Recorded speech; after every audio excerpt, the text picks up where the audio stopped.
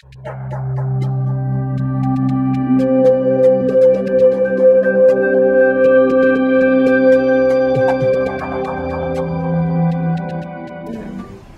Lord be with you. And also with A you. reading from the Holy Gospel according to Luke.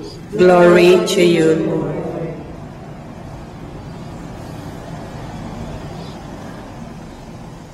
As Jesus was speaking, a Pharisee invited him to dine at his house.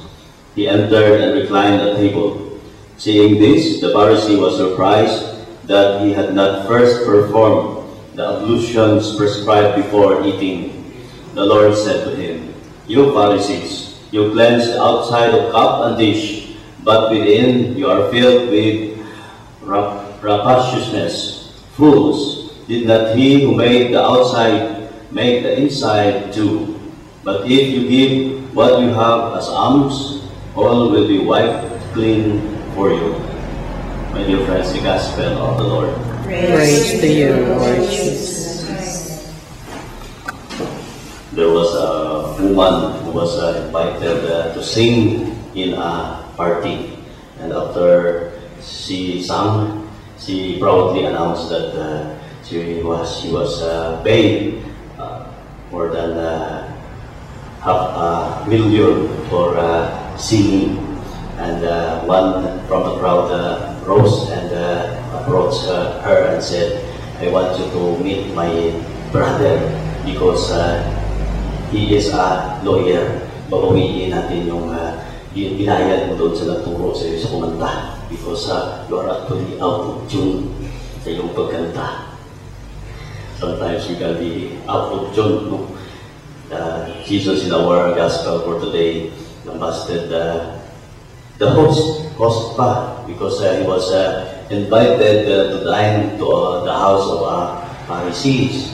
But the Pharisee was surprised to see Jesus not washing his hands, and because of that, the supposed to be a good and comely environment or occasion was turned into a bitter criticism of the Pharisees. Medyo hindi maganda ang nangyari. But Jesus made his point to criticize even his guest because he has done something wrong, and Jesus perhaps loved his guest so much that he wanted to correct what was his bad practice. And sometimes we are going back to this out of tune. Sometimes we can also be out of tune. Sometimes we are dressed to impress or dressed to kill, but on the inside there is a form of dissonance in our life because our conduct sometimes is not in consonance with what we are doing. This word is simply hypocrisy, or in some other way, we are not doing what our inner self is trying to do. This is to say, this is what also St. Paul told his Roman friends when he is doing what he is not supposed to do because sometimes of sin. And Jesus today wants to correct also us because he is actually concerned to all of us. Ang simple lang naman na sinasabi dito is that meron pa ba tayong konsensya? Kung minsan naman, of course, we are all guilty of malpractice or bad practices in our life.